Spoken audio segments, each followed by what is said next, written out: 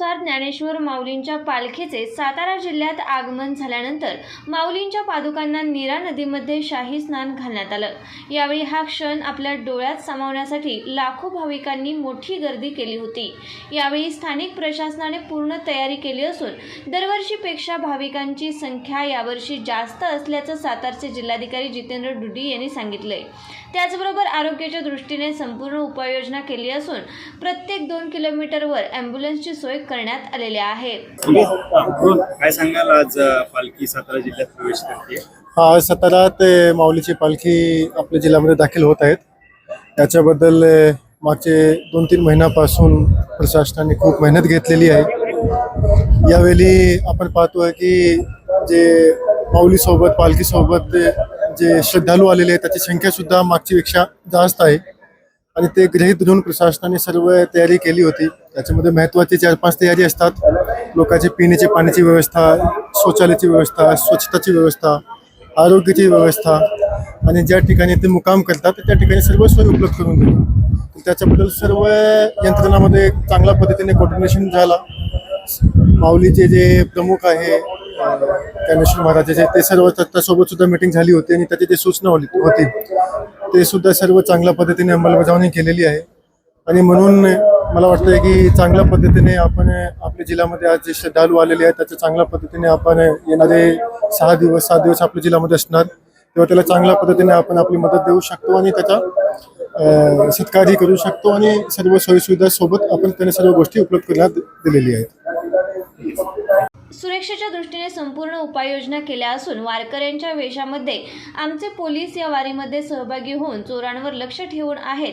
4 दिवस पालखी सातारा जिल्ह्यात असून संपूर्ण सुरक्षा यावर लक्ष केंद्रित असून 800च्या वर अंमलदार तसेच 1000च्या वर होमगार्ड या ठिकाणी तैनात केले असल्याचे पोलीस अधीक्षक समीर शेख यांनी सांगितले। काय सांगाल, पालखी जिल्ह्यात प्रवेश करते, सुरक्षेच्या दृष्टीने किंवा जे पाकिट मारले जातात किंवा इतर काही गोष्टी असतात तर त्याच्याबाबत पोलिसांची कशी तयारी? नमस्कार।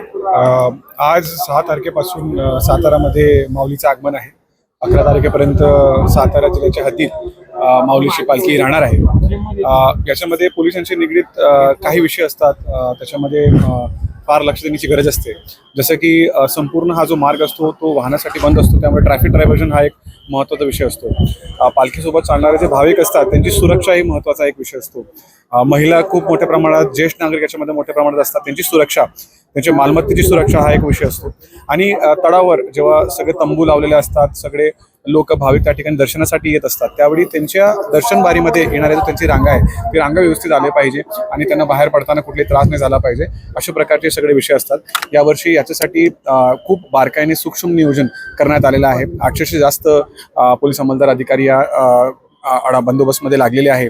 1000च्या वर याच्यामध्ये होमगार्ड्स लागलेले आहे आणि आम्ही सगळे स्वतः या बंदोबस्तमध्ये आमच्या अधिकारी अंमलदार सोबत आहे, त्यामुळे खूप सुरक्षित वारी यावेळी सर्व भाविकांना मिळेल अशी माझी अपेक्षा आहे। वारी येण्या अगोदर आणि वारी गेल्यानंतर सुद्धा लोणंद नगरी याची स्वच्छतेवर मोठा भर देण्यात आले असल्याचे झेडपीच्या मुख्य कार्यकारी अधिकारी याश्मी नागराजन यांनी सांगितले।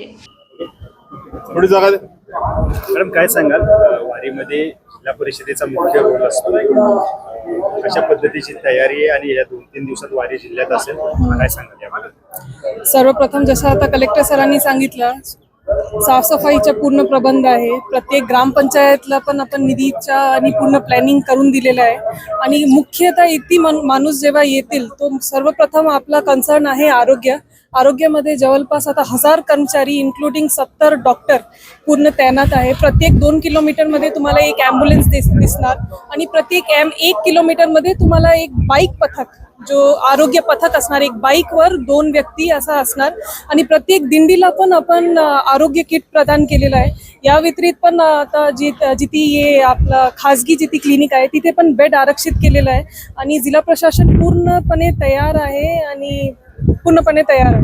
धन्यवाद। परंतु वारी गेल्यानंतर किंवा वारी पोहोचायच्या आधी स्वच्छतेचे विषय असतात सगळे, त्याच्याबद्दल काय तयारी आहे? तो वारी पोचायच्या अगोदर पण स्वच्छताच्या सोय केलेली आहे आणि त्याच्या नंतर पण आपण जिथे व्हॉलंटरी ऑर्गनायझेशन्स आहे, NGOs आहे, शाळेच्या विद्यार्थी आहे, अकॅडमीज आहे, त्याच्यासोबत पण आपण टाईअप केलेलं आहे आणि वारीच्या नंतर पण तुम्हाला तसंही साफसफाई दिसणार. धन्यवाद.